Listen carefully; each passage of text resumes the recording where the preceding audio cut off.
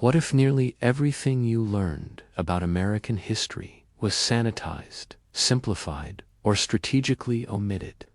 The real story isn't a straightforward march toward progress. It's messy, contradictory, and far more fascinating than textbooks reveal. Picture a classroom where students memorize dates and celebrate democracy. That's deliberate mythology. The real story involves genocide justified by pseudoscience, founding fathers who feared democracy, wars on fabricated pretenses, and progress achieved through blood and relentless pressure from people society tried to silence. American history isn't heroes versus villains, it's about power. Who holds it? Your textbooks were designed to create patriotic citizens, not critical thinkers. Every monument, holiday, and story about American exceptionalism rests on facts, too uncomfortable to make it into history class. This isn't cynicism, it's complexity. Real history is never simple, and truth is always more interesting than myth. James Madison didn't believe in democracy. The father of the Constitution spent Federalist No. 10 explaining why pure democracy was dangerous.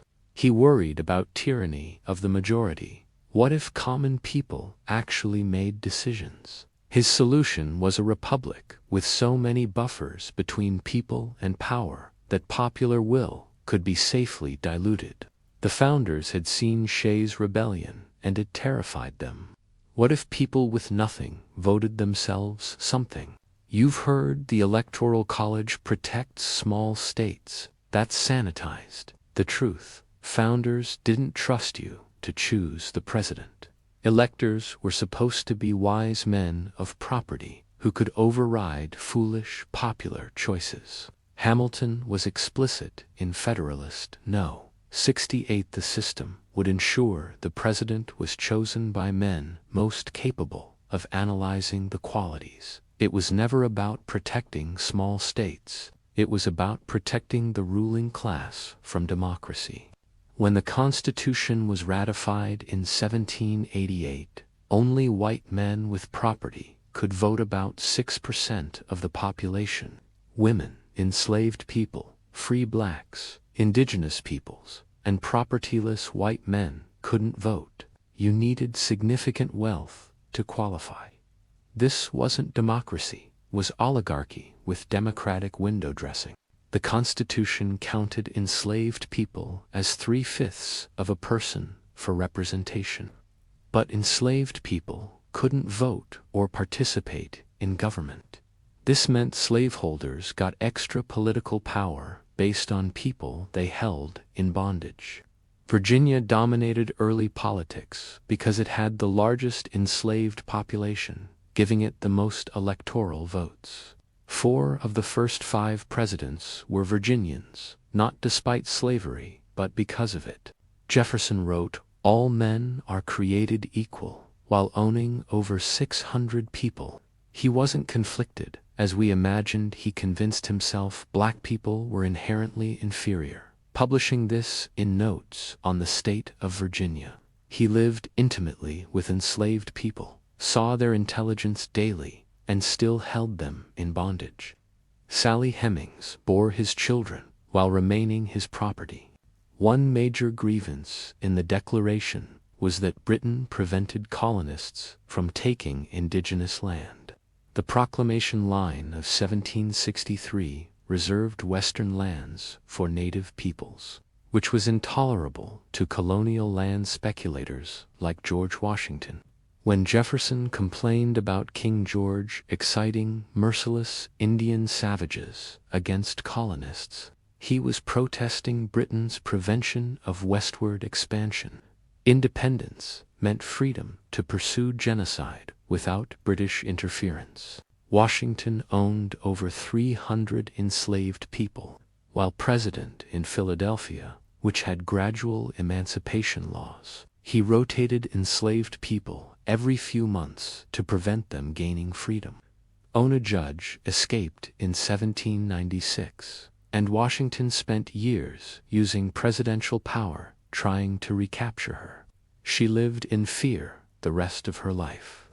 Washington only freed those he enslaved in his will after Martha's death, ensuring she'd be cared for by enslaved labor. DNA confirms Jefferson fathered at least 6 of Sally Hemings' children. This wasn't love, it was rape enabled by absolute power. Sally was Jefferson's wife's half-sister, making the family tree deeply disturbing. In Paris, she was legally free, but returned to Virginia with promises her children would be freed at 21. She was never freed during Jefferson's lifetime. This was a man who owned a woman, using that power for a sexual relationship. In any other context, we'd call it rape. The Bill of Rights wasn't in the original Constitution. The founders didn't think it necessary. Madison opposed it initially, arguing limited federal powers made such protections redundant. It was added only because states refused ratification without explicit liberty protections. Without the Bill of Rights, there'd be no constitutional protection for speech, press, religion, or assembly. The fact these weren't seen as essential reveals how founders thought about liberty as something granted by government, not inherent rights government must respect. When Columbus arrived in 1492, 5 to 15 million indigenous people lived in what would become the United States. By 1900, barely 250,000 remained, over 95% destroyed in 4 centuries. Most died from European diseases, but millions were killed through direct violence, forced removal, starvation, and systematic destruction of. President Andrew Jackson's 1830 Indian Removal Act authorized removing tribes east of the Mississippi. Negotiate is generous tribes signed removal treaties or were removed by force. This was ethnic cleansing codified into federal law. Jackson had built his military career fighting indigenous peoples. As president, he pursued removal zealously, overseeing forced displacement of tens of thousands. The policy was justified by fiction that indigenous peoples were nomadic savages who didn't really own the land. By the 1820s, the Cherokee had adopted European American culture deliberately to prove coexistence was possible. Sequoyah created a written syllabary. They established a bilingual newspaper, adopted a constitution modeled on the U.S. Constitution, operated schools and mills. Many farmed using European methods. Some even owned slaves. None of it mattered. Georgia wanted their land, particularly after gold was discovered in 1829. The state stripped Cherokee people of legal rights and seized their property. In Worcester v. Georgia, 1832, the Supreme Court ruled for the Cherokee Nation, finding Georgia's laws violated treaties.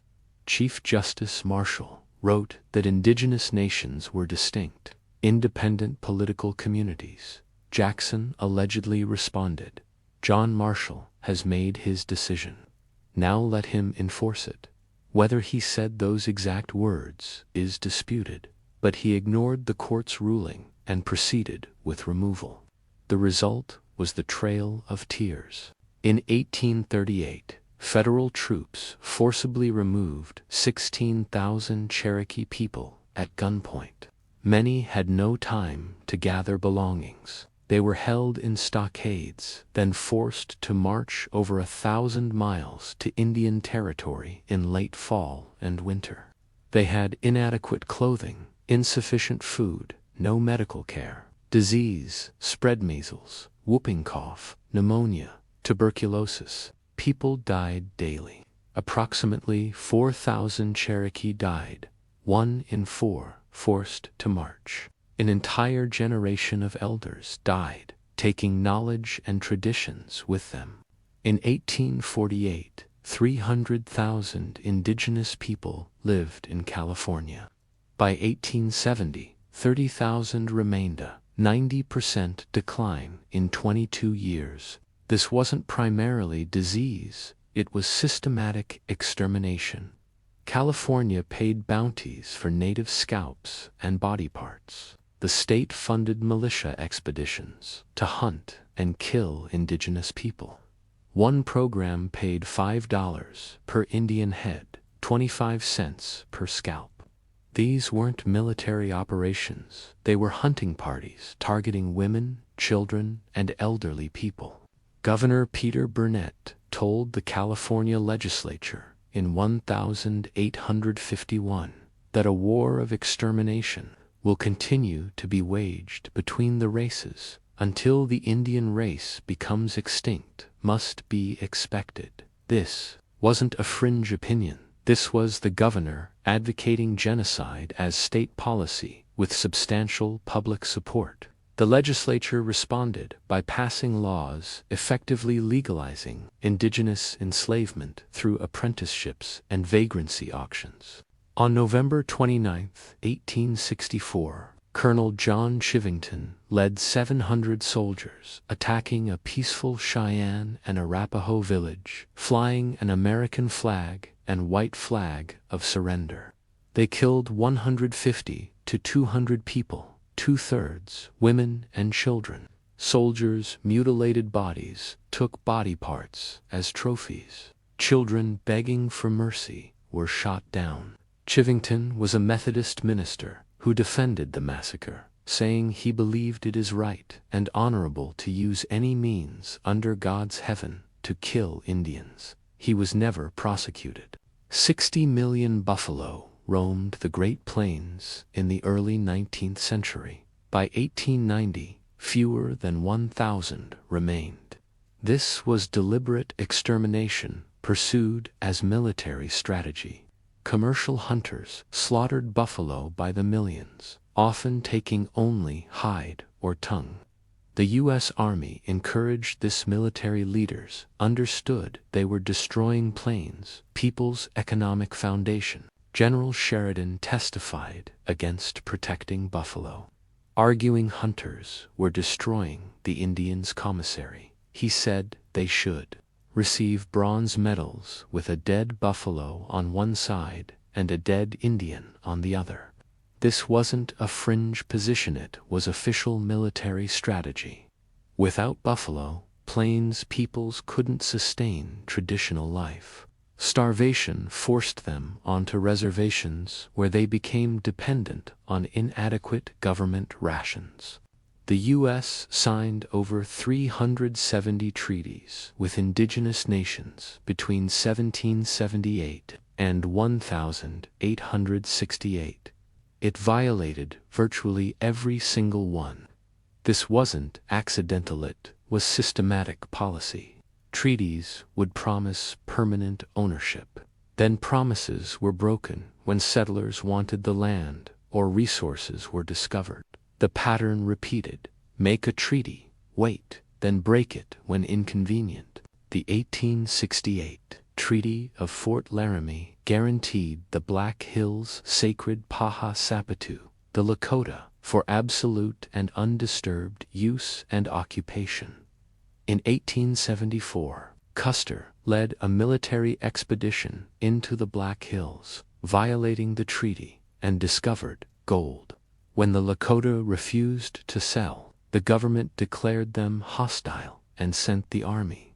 The Great Sioux War of 1876 followed, including Little Bighorn, where Custer died, leading an illegal invasion of guaranteed Lakota territory. The 1887 Dawes Act divided communal tribal lands into individual allotments, typically 160 acres per family. The surplus was sold to white settlers. Reservation lands totaled 150 million acres when the act passed.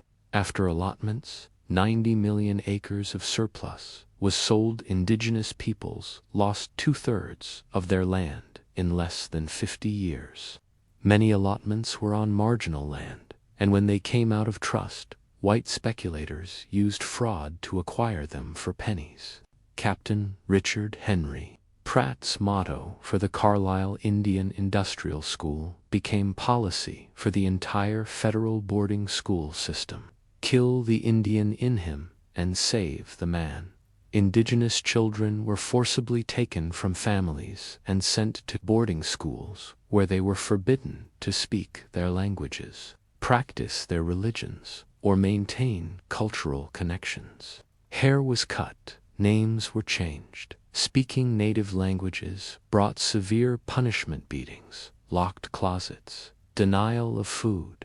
Physical and sexual abuse were rampant.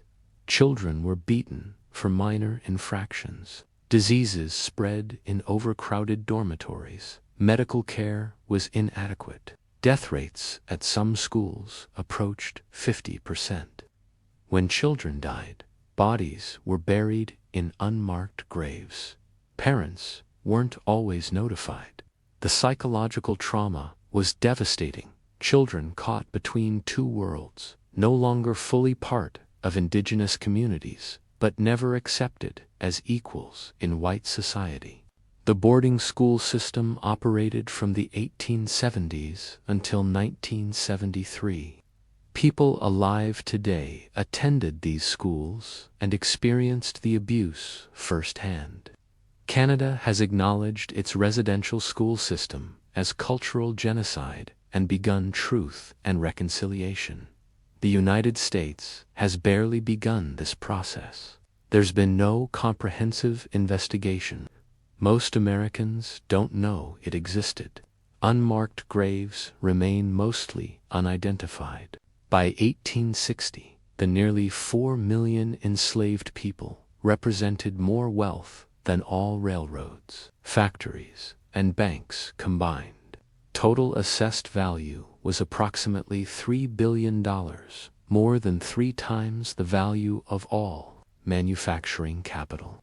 Enslaved people weren't just workers, they were assets, investments, collateral for loans, property that could be bought, sold, mortgaged, inherited, and insured.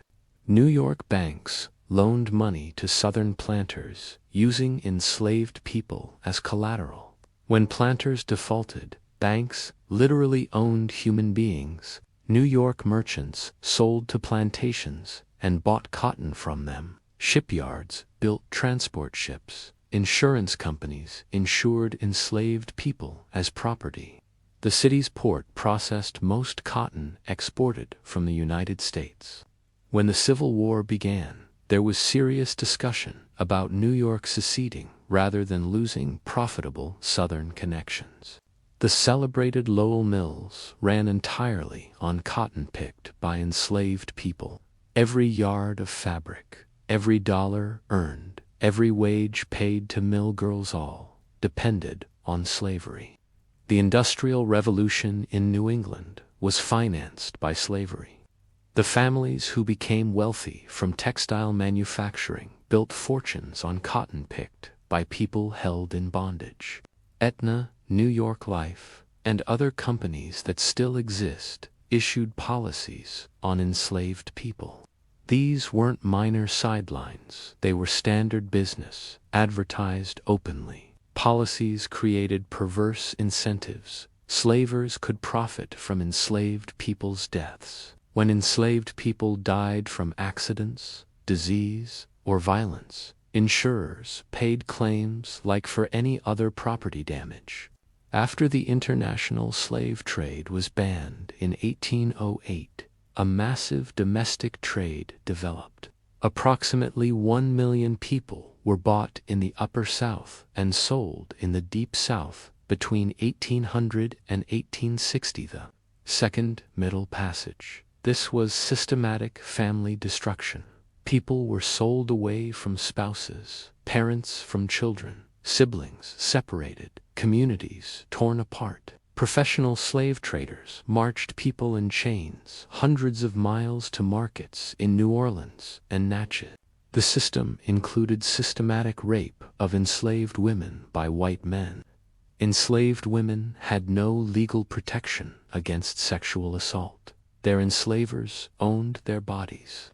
This was partly about power, partly economic children born to enslaved women were automatically enslaved.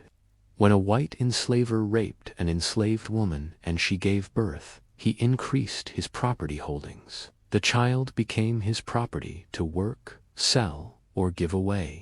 J. Marion Sims, the father of modern gynecology, developed surgical techniques by operating on enslaved women without anesthesia. Between 1845 and 1849, he performed dozens of painful experimental surgeries, repeating the same operations on the same women over and over. Anarcha endured over 30 operations. Lucy endured multiple surgeries. They couldn't refuse or consent. They were property. After perfecting techniques on enslaved women, Sims opened a practice treating wealthy white women, using anesthesia for them. The 1850 Fugitive Slave Act required Northerners to actively participate in slavery by capturing and returning escaped people. Federal marshals who refused could be fined. Citizens who helped escapees could be fined and imprisoned. Commissioners were paid $10 for every person ruled enslaved, $5 for every person ruled free. Direct financial incentive to rule. The 13th Amendment includes a crucial exception. Except as punishment for crime whereof the party shall have been duly convicted. Southern states immediately began arresting formerly enslaved people for minor or fabricated crimes. Black codes criminalized unemployment, quitting jobs without permission, speaking loudly near white women. Once convicted in sham proceedings, people were leased to private companies to work in mines, on railroads, in lumber camps. Death rates in convict leasing reached 25 to 45% annually at some camps, worse than slavery because companies didn't own the workers and had no reason to preserve their health.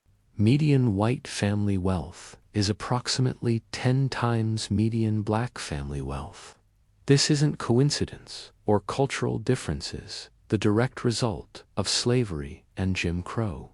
Enslaved people created enormous wealth for enslavers, but accumulated none for themselves. After emancipation, they received no compensation, no land, no reparations. The promise of 40 acres and a mule was reversed by President Andrew Johnson, who returned land to former enslavers and evicted the formerly enslaved people who had settled it. The Transcontinental Railroad was built primarily with public money. Central Pacific and Union Pacific received massive government subsidies, 24,000 acres of land for every mile of track, totaling 175 million acres, larger than Texas, essentially given to private companies. They also received millions in government loans. Executives became spectacularly wealthy through government welfare for the rich. The western portion was built by 10,000 to 15,000. Chinese workers paid less than white workers and required to pay for their own food and lodging.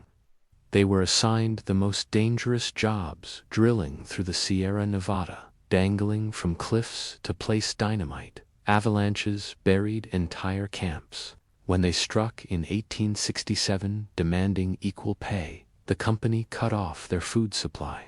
Living in remote camps with no other food sources, they were starved back to work. When the railroad was completed, Chinese workers were excluded from ceremonial photographs. Andrew Carnegie presented himself as a friend of labor. The 1892 Homestead strike revealed reality. When workers refused wage cuts despite enormous company profits, Carnegie's partner Henry Clay Frick hired 300 Pinkerton detectives. When Pinkertons tried to land by barge, workers opened fire. A 12-hour battle left 10 dead. The state militia occupied the town under martial law. Union leaders were charged with murder. The strike was broken. The the Union destroyed, wages cut. Carnegie's fortune was built on keeping labor costs low through violence. John D. Rockefeller created the Standard Oil monopoly through tactics that should have been illegal. He arranged secret railroad rebates, giving Standard Oil insurmountable advantages. He used predatory pricing, selling below cost to drive competitors into bankruptcy, then buying their assets. He employed industrial spies and bribed politicians. When competitors built pipelines, he had them physically attacked. By the 1880s, Standard Oil controlled over 90% of oil refining, not through business genius, but through monopoly power, corruption, and violence. Ford is remembered for paying $5 a day out of progressive conviction. Reality was less inspiring. Assembly line work was so grueling that in 1913, Ford had to hire 52,000 workers to maintain a workforce of 14,000. Workers quit after months because the work was unbearable. Ford raised wages to reduce turnover costs, but not all workers received the full $5. Ford's sociological department sent inspectors to workers' homes to ensure proper living. Workers who didn't pass moral inspections didn't get the full wage. Henry Ford owned the Dearborn Independent, which published anti-Semitic conspiracy theories from 1920 to 1927, blaming Jewish people for virtually every social problem. He published the Protocols of the Elders of Zion, a known forgery. Adolf Hitler praised Ford in Mein Kampf and kept Ford's portrait on his office wall. In 1938, Ford accepted the Grand Cross of the German Eagle, the highest Nazi honor for a foreigner. He only stopped publishing anti-Semitic articles after boycotts threatened profits. Carnegie built 2,500 libraries. Rockefeller funded medical research. These acts of charity were real but also strategic. Public opinion was turning against extreme wealth. Labor unrest was increasing. Philanthropy was a way to rehabilitate reputations and forestall regulation. Carnegie wrote that the wealthy should give away fortunes to avoid public resentment.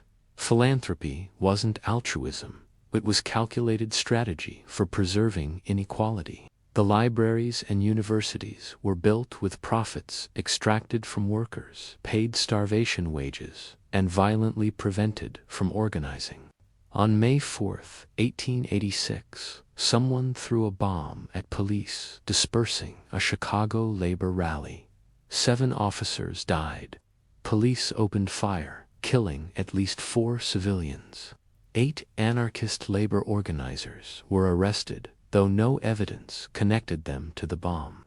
The trial was a farce, with a packed jury and biased judge. 4 were hanged, declaring their innocence. The identity of the bomb thrower was never established. Haymarket became justification for crushing labor organizing nationwide. On April 20, 1914, the Colorado National Guard and company security attacked a tent colony of striking coal miners at Ludlow. They opened fire with machine guns and set fire to the camp.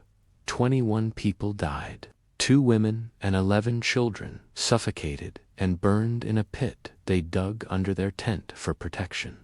The children ranged from 2 months to 11 years old.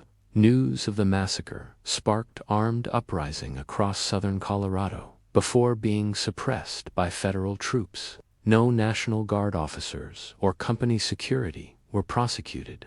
In August-September 1921, 10,000 to 15,000 armed coal miners marched through West Virginia to challenge anti-Union authorities. This was the largest armed insurrection since the Civil War. When they approached Logan County, company security dug in on Blair Mountain with machine guns. The battle lasted 5 days, with about 1 million rounds fired. Then President Harding sent federal troops and Army aircraft. This was the first time the U.S. military conducted aerial bombing on American soil against American citizens. Nearly 1,000 miners were arrested, many charged with treason. In September-October 1919, black sharecroppers in Elaine, Arkansas, organized a union to demand fair settlements. When the union met in a church, gunfire erupted. White mobs, deputized by authorities and joined by federal troops, attacked black communities for days. Estimates of black people killed range from 100 to over 800. Over 200 black people were arrested, 12 sentenced to death in trials lasting minutes. The Union was destroyed. Socialist leader Eugene Debs was sentenced to 10 years in federal prison in 1918 for a speech criticizing World War I. His crime was violating the Espionage and Sedition Acts. He hadn't advocated violence, he argued. The war was fought for capitalists' benefit, and working-class men were dying for profits. He ran for president from prison in 1920 and received nearly 1 million votes. His imprisonment was part of broader suppression where thousands were arrested for opposing the war. In 1919 to 1920, Attorney General Mitchell Palmer conducted raids targeting suspected radicals. Over 10,000 people were arrested, many without warrants, held without charges, denied attorneys. Hundreds of foreign-born radicals were deported without due process. Emma Goldman was deported to Russia with 248 others. Many had lived in the United States for decades with families. They were given no hearings, no opportunity to contest deportations. New Deal protections, the right to organize, minimum wage, 40-hour week, overtime, Social Security weren't gifts from enlightened politicians. They were concessions extracted through decades of struggle, granted only because the ruling class feared revolution. By the 1930s, labor militancy had reached levels that scared the ruling class. Massive strikes shut down industries. Roosevelt and corporate leaders understood concessions were necessary to prevent revolutionary change. But even these protections excluded agricultural and domestic workers categories, including most black workers in the South, the price of Southern Democratic support. The USS Maine exploded in Havana Harbor on February 15, 1898. Killing 266 sailors. The cause was almost certainly accidental. But newspapers, particularly Hearst's New York Journal and Pulitzer's New York World, immediately blamed Spain without evidence. They printed lurid, often fabricated tales of Spanish atrocities. Hearst is alleged to have said, "You furnish the pictures, I'll furnish the war." The war was brief and resulted in the U.S. acquiring Puerto Rico, Guam, and the Philippines. America's entry into imperialism, justified by yellow journalism and lies. The Philippines had been fighting for independence from Spain and expected American support. Instead, the U.S. took Spain's place as colonial ruler. When Filipinos resisted, the U.S. fought a brutal war from 1899 to 1902. American forces used tactics that would today be called war crimes. General Jacob Smith ordered troops to kill everyone over age 10 and turn the island into a howling wilderness. Villages were burned. Civilians herded into concentration camps. Estimates of Filipino deaths range from 200,000 to over 1 million. The U.S. didn't enter World War II to stop the Holocaust. Most Americans didn't know about death camps until war's end. The U.S. refused to accept Jewish refugees fleeing Nazi persecution. In 1939, The MS St. Louis, carrying over 900 Jewish refugees, was turned away and forced to return to Europe. Many passengers were later murdered in the Holocaust. Throughout the 1930s, the U.S. maintained strict immigration quotas and rejected proposals to increase refugee admission.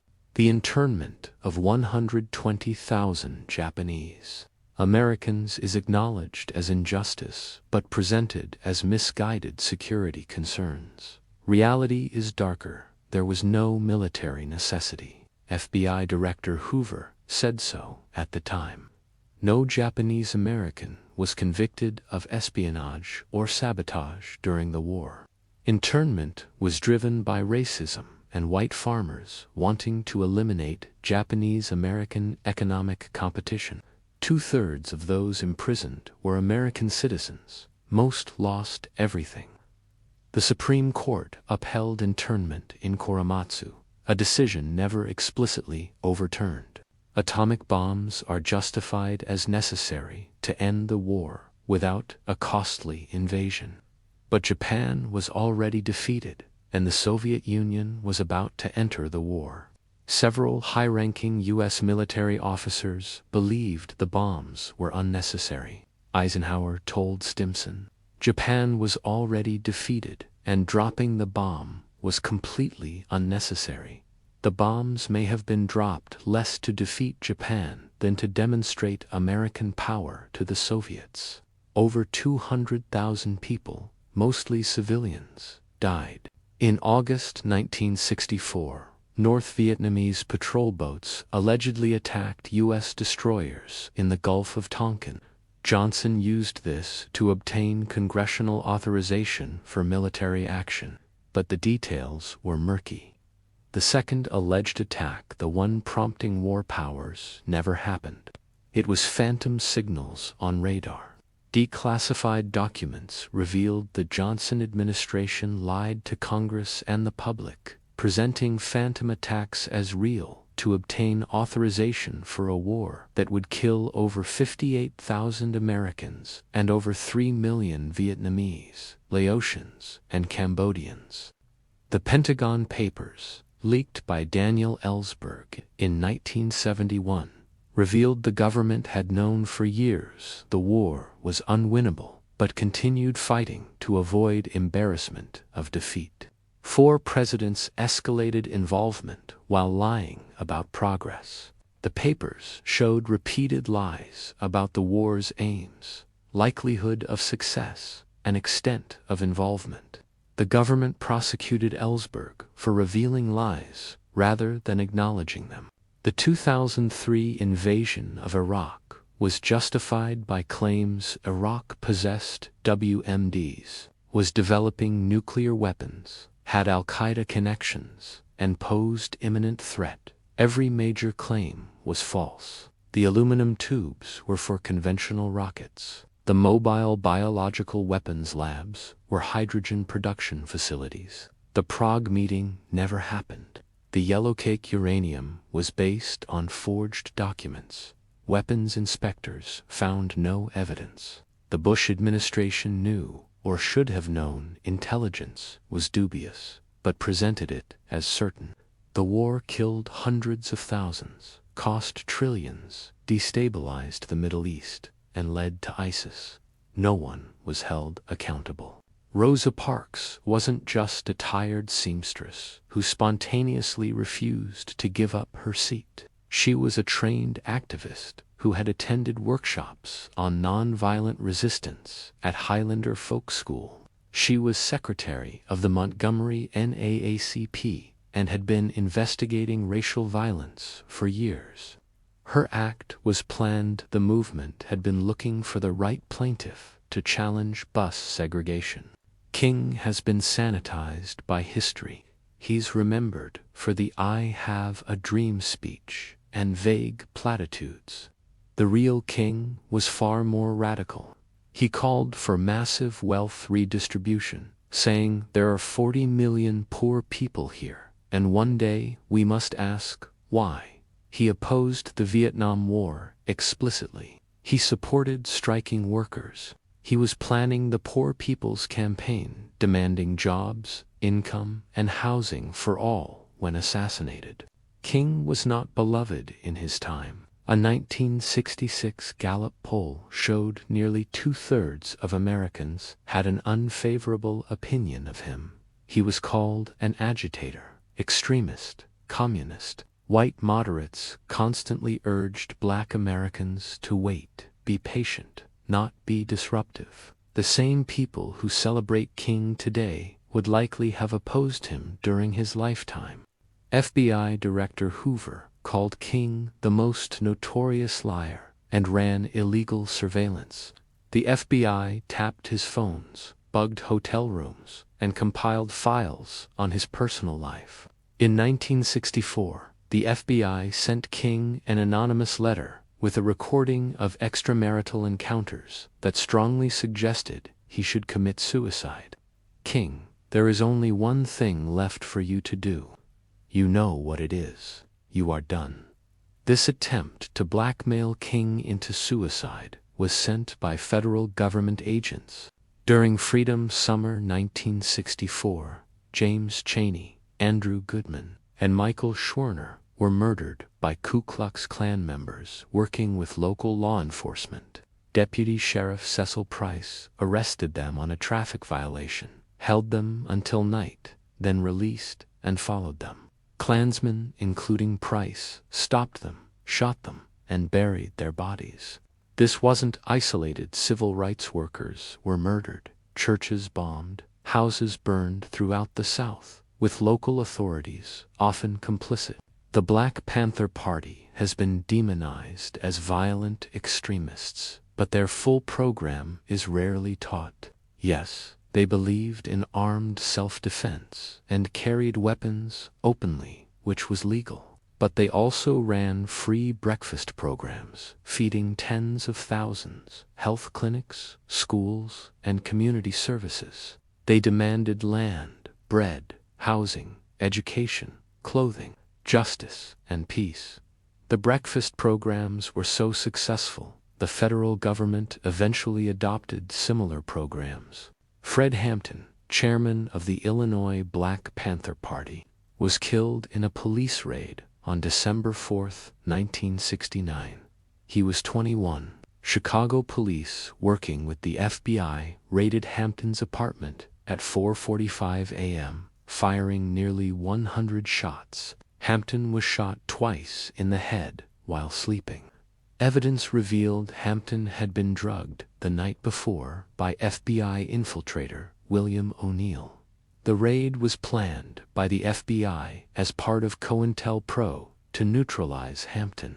This was assassination by government agents. No officers were prosecuted. Northern resistance to desegregation was equally fierce and often more successful at maintaining segregation.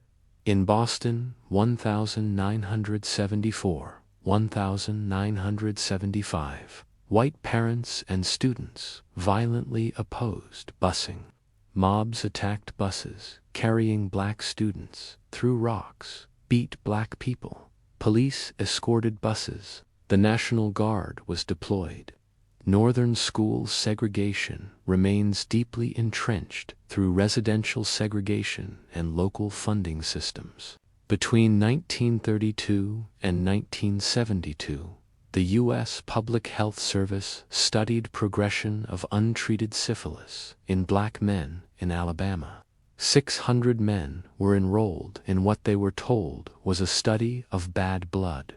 They were never told they had syphilis, never offered treatment even after penicillin became the standard cure in the 1940s. Researchers actively prevented them from receiving treatment. Dozens died. Wives were infected. Children were born with congenital syphilis. The study continued 40 years, ending only when a whistleblower leaked it to the press in 1972. Project MK-Ultra, active 1953 to 1973, was the CIA's mind control program. The agency tested LSD, hypnosis, sensory deprivation, isolation, and torture on thousands of subjects, often without their knowledge. The CIA dosed unwitting bar patrons with LSD and observed them through two-way mirrors. At least one person died. Frank Olson fell from a hotel window after being given LSD without his knowledge. The CIA destroyed most MKULTRA records in 1973. No one was prosecuted. The FBI's COINTELPRO, active 1956 to 1971, went beyond surveillance to active disruption. FBI agents sent anonymous letters creating conflicts, spread false rumors about activists being informants, collaborated with police to raid offices, and encouraged violence against activists. The program targeted civil rights leaders, anti-war activists, and black nationalist groups to expose, disrupt, misdirect, discredit, or otherwise neutralize them. Similar programs have continued under different names. In 2013, Edward Snowden revealed the NSA had been conducting mass surveillance on unprecedented scale. The agency was collecting phone records on virtually every American, intercepting internet communications globally, hacking data centers, and compromising encryption standards. Surveillance was authorized by secret courts under secret interpretations of law the public wasn't allowed to know. Snowden was called a traitor rather than whistleblower, charged under the Espionage Act, and forced into exile. The U.S. has overthrown or attempted to overthrow dozens of foreign governments since World War II, usually replacing them with regimes favorable to American business interests, regardless of brutality. Iran, 1953, Guatemala, 1954, Congo, 1961, Brazil, 1964, Chile, 1973, Nicaragua, in the 1980s. In each case, the U.S. supported coups against governments threatening American economic interests. Rhetoric was about fighting communism or promoting democracy, but reality was protecting corporate profits and American hegemony. The American dream says anyone can succeed through hard work, but economic mobility in the U.S. is lower than in most other developed countries. Being born poor means you're likely to die poor. Wealthy parents afford better schools, tutoring, test prep, unpaid internships, seed money. Poor students work multiple jobs, graduate with enormous debt, lack safety nets to take risks. The playing field isn't level. The racial wealth gap, median white family wealth, is approximately 10 times median. Black family wealth isn't about individual choices or cultural differences. It's the result of slavery denying wealth accumulation for centuries, followed by Jim Crow, redlining, discriminatory lending, and ongoing systemic racism. Black families were denied mortgages in desirable neighborhoods through redlining, charged higher interest rates, excluded from GI Bill benefits. These disadvantages compound over generations through inheritance. The U.S. has the highest incarceration rate in the world. Black Americans are incarcerated at 5 times the rate of white Americans. This isn't because black people commit more crime.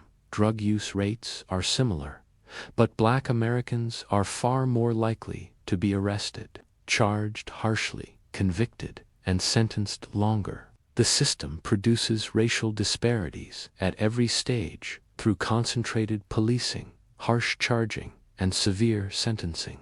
Police kill approximately 1,000 people per year in the U.S., a rate far higher than any other developed country. They kill black people at more than twice the rate they kill white people. When investigated, officers are almost never charged, and when charged, almost never convicted.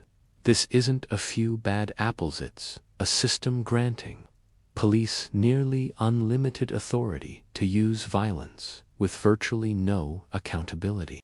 Studies show government policy reflects wealthy Americans' preferences, but has virtually no correlation with average citizens' preferences. The wealthy get the policies they want: low taxes, minimal regulation, property rights, protection. Everyone else gets symbolic victories and rhetoric. This isn't conspiracy. It's the natural result of a system where campaigns cost enormous amounts. Politicians depend on wealthy donors. Lobbying is legal and lucrative, and the revolving door between government and industry means regulators often work for industries they're supposed to regulate. We've covered 75 facts tonight that reveal a picture very different from textbooks. America isn't the story of inevitable progress toward justice, it's the story of conflict between those with power and those seeking it, between mythology and reality. The founders weren't demigods, they were flawed men protecting their interests. Westward expansion wasn't manifest destiny, it was genocide. Slavery wasn't a Southern problem, it was a national economic system. Industrial titans weren't self-made, they were subsidized and built fortunes on exploitation. Labor rights weren't granted, they were won through blood. Wars weren't fought for the reasons we were told. The civil rights movement wasn't polite requests, it was confrontation met with violence. The government experimented on citizens, and myths we still believe justify ongoing injustice. This isn't disparates, a call to see clearly. The sanitized history you learned was designed to create patriotic citizens, not critical thinkers. Understanding real history, the complexity, violence, resistance, ongoing struggles essential to informed citizenship and meaningful democratic participation. Every comfort you enjoy, every right you have, someone fought for it. People were beaten, imprisoned, killed, so you could have a 40-hour week, minimum wage, the right to organize, protection from discrimination, the ability to vote. These weren't inevitable or gifts. They were won through struggle and can be lost if not defended. History isn't a story with predetermined ending. It's a process, always ongoing, shaped by people who decide to act or remain passive. The facts you heard tonight aren't meant to make you cynical.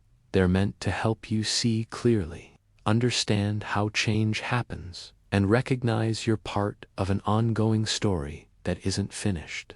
Every generation faces the choice between accepting mythology and confronting reality. Some choose comfort, some choose clarity. The choice matters because it determines what becomes possible. Accepting mythology means accepting things as they are. Confronting reality opens the possibility of change. Sleep well, knowing every generation has faced seemingly insurmountable challenges, and ordinary people organizing collectively have overcome them repeatedly. The struggles of the past aren't finished, they continue, evolving, waiting for each generation to decide whether to continue them or let progress slip away.